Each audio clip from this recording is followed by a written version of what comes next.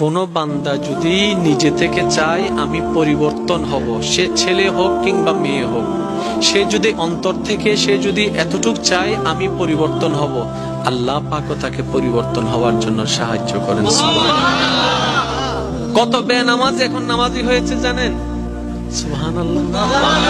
কত নামাজ এখন তাহাজ্জুদ ওয়ালা হয়েছে, হাজার হাজার আছে। এক সময় নেশা করতো এমন ছেলে, এখন 5 ওয়াক্ত নামাজি হয়েছে এমনও আছে। সুইসাইড করতে গিয়ে ফেরত এসেছে। এক সময় যে কথার আগে হাত তুলতো সে এখন গালি শুনলো মুস্কি হাসি দেয়।